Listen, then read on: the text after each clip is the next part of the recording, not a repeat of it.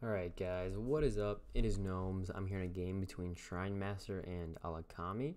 We have Alakhami here on the bottom right hand side playing UDFW, and it's going to be Liches. Sometimes a bit hard to see the combo here because there are no Liches in UD, or at least if there are, there must be very few. There might be a split Lich actually, but not that much of a Lich theme within Underdepths.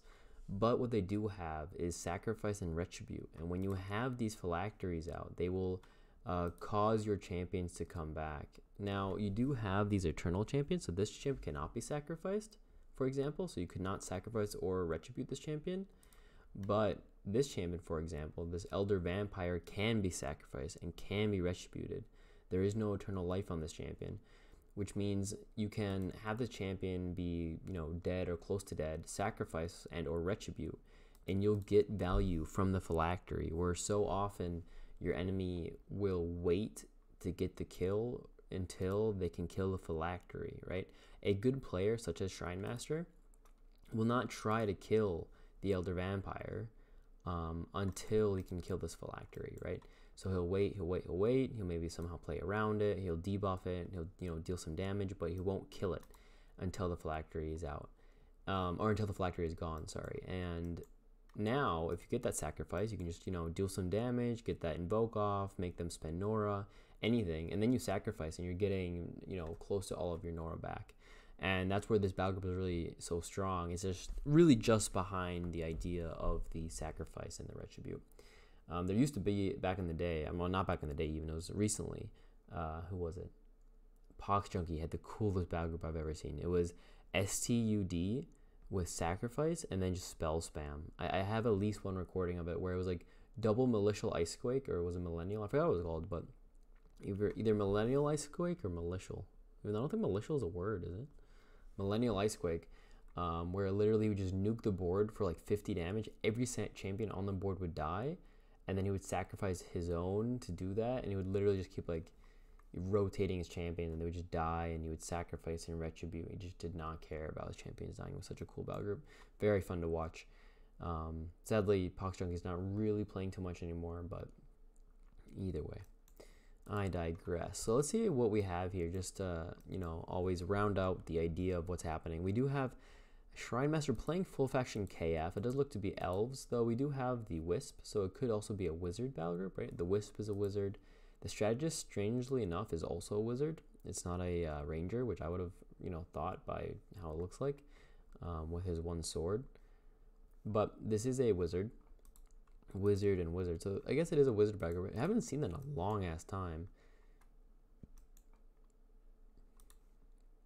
Just a wizard battle group, but what we do have is this, oh, that's a cool idea.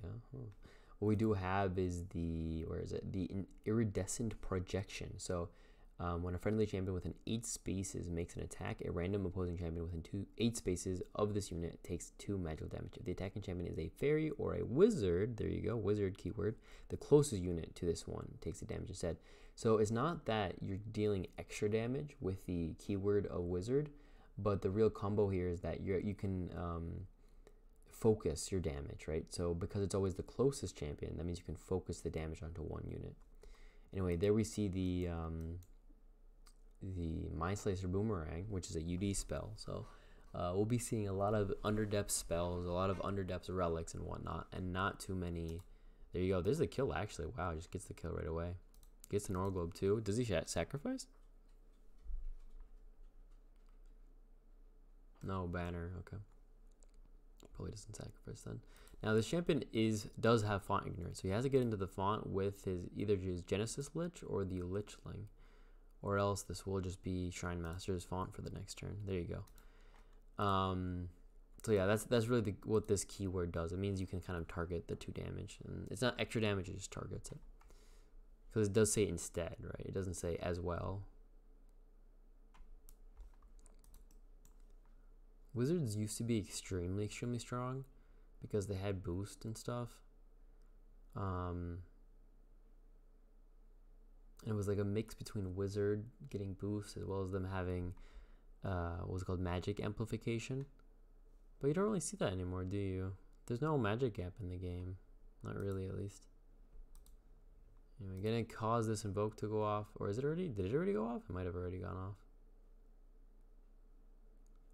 Nah, I guess it did.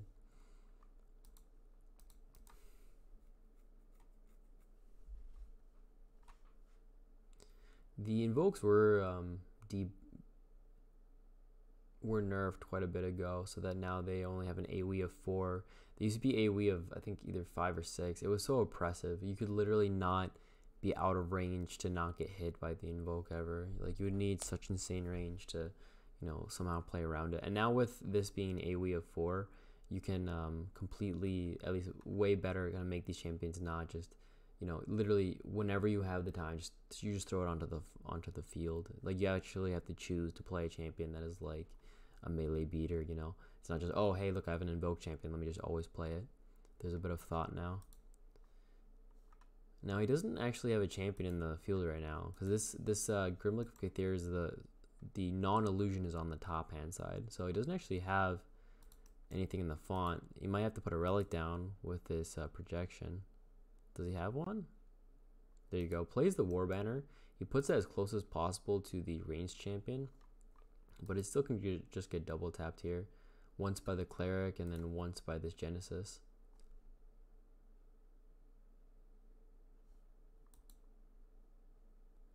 I mean, unless he's looking for a kill here, but the strategy is actually surprisingly beefy here at 48 base health plus the 5.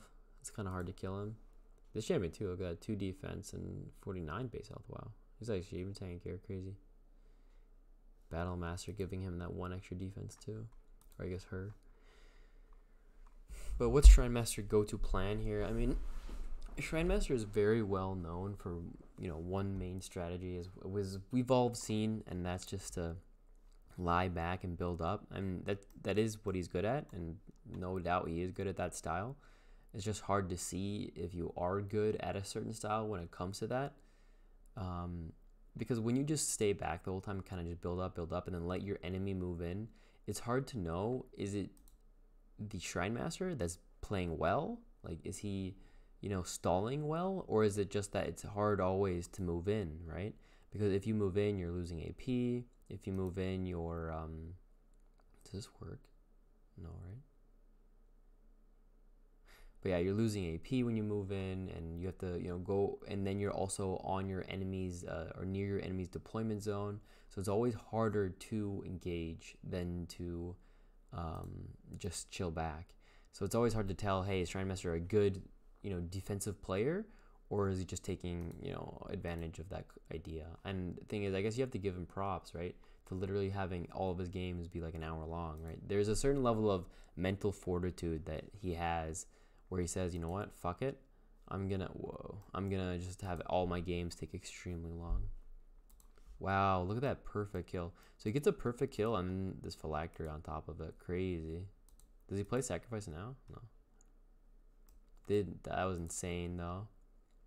With the war banner, he had the exact double tap. He exactly had enough for the spirit harvest with the invigorate. And this attack as well. He had to make sure to use the price of victory first to have the strength of body damage too. Very well done. So he has to keep the fight going, right? Because like I said, with ShrineMaster always holding back, he's just going to keep staying back and deploying. Ooh, it's actually off. He doesn't have the AP to kill this Lichling. Even though he has an attack left. Yeah, that'll be a kill then. So he can kill the Lichling. But he has nothing in the font currently. He'd have to put another relic down, which is not making happen. There you go. He's going to play with Therian instead. So he won't be in this font, but he'll get this kill. He can get the Norglobe too with the illusion here. Exactly. It does take the 2 AP though, which is not good for him. Took the 2 AP from the investigations. But right now, this Elder Vampire is kind of stuck, right? He's engaged too, so you can kind of run away though. Not the best to run away. Like, where does he go, right? Does he go over here, I guess? And just chill? But there's no real healing in FW Liches, right?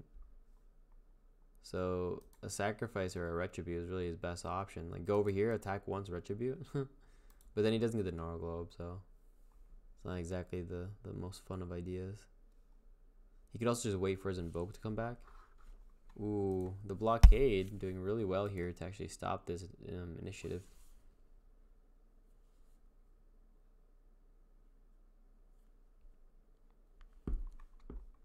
Ooh, puts out a fire ruby. Wow.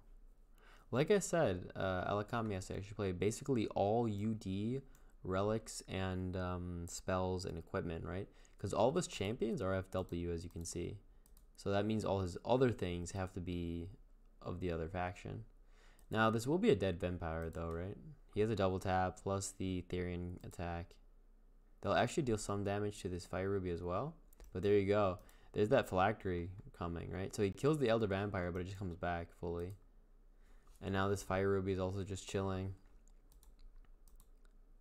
And if he wants to block off the font, he's in range of this fire. He's going to take 15 damage. You know, why not? He has regen 3, so... But this Lichling? No, it's actually not Lich. He's going to attack the shrine.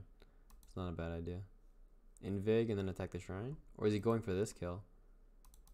Does he have this up? No, he doesn't, right? But one spell, then he has the kill here. Yeah, and UD is full of spells, so...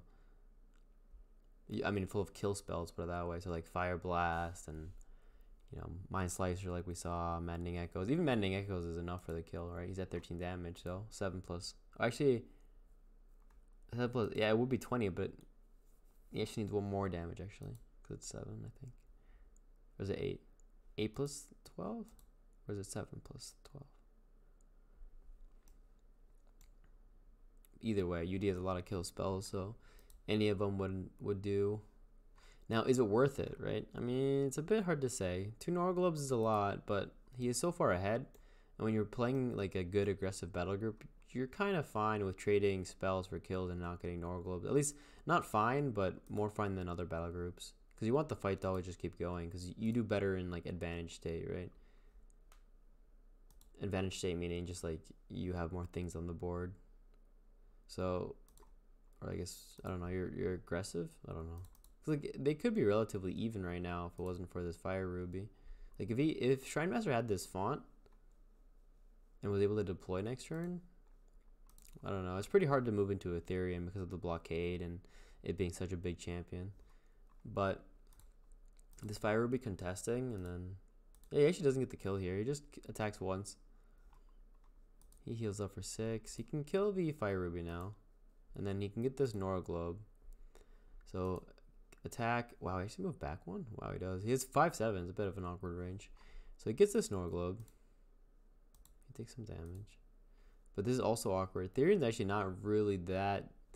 He's tanky because of Hunter Walker and the high base health, right? But he's at 51 now. He's already attacked once. Let's see, 14 plus 2 minus 0 is 16. Yeah, it doesn't have enough for a double tap though, so that means the Genesis will just survive. And now we could possibly see another Spirit Harvest. I'm not exactly sure what the cooldown on it is. But he also just deploy, right? I mean, he's got 2 fonts, and this Elder Vampire, even though it looks like a completely new champion, it just came from a phylactery. It's not actually a deploy, so there was 0 Nora spent for this extremely strong champion, right? It's already escalating, it's at 15 damage, next turn is at 16. Right, and there was no Nora spent, so it's just 1, 2, 3, 4, 5 champions. All right, has to play a spell even, and it just comes back. Yeah, look at that. Now it's 1, 2, 3, 4, 5 completely new champions with the deploy on his side versus 3, and one of them's almost dead. So, yeah. See, this is a UD Lich. There you go, the Demon Lich. I forgot about this champion. Yeah, Demon Lich is a UD champion that is a Lich of some sort. Ah, okay. So he plays the escape magic, right? Putting him at 15 health again.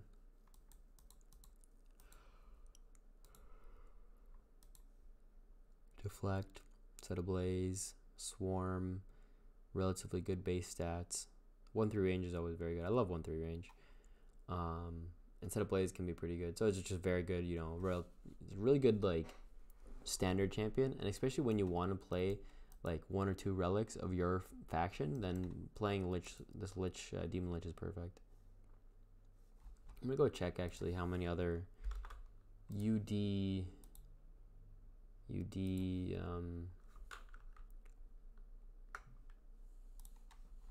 Liches there are. I don't think there's too many. UD Lich. Yeah, Demon Lich is the only one. Like what ShrineMaster is trying to do is he's trying to say, hey, get off me, I'm deploying right in your face, right? Because like this is the deploy that will right away be doing something. And that's what, like I said before, is so strong about playing defensively, is you can literally just deploy and you already have value, right? You're already, he's in the fight doing something. Whereas if Alakhami deploys, it takes a turn or two to move into the fight. And that's what's so strong about playing defensively, or I guess always being in like this defensive idea. But Alakhami's, I think, are just much too good. Like that kill over here was just magnificent, right? He had 2 kills. He killed the relic, and then he had a perfect kill. I'm not sure if he calculated it perfectly, like if he actually did the math, or if it was more lucky. But it was just so well done. Like he made everything efficient as possible with the Price of Victory and the War Banner and whatnot.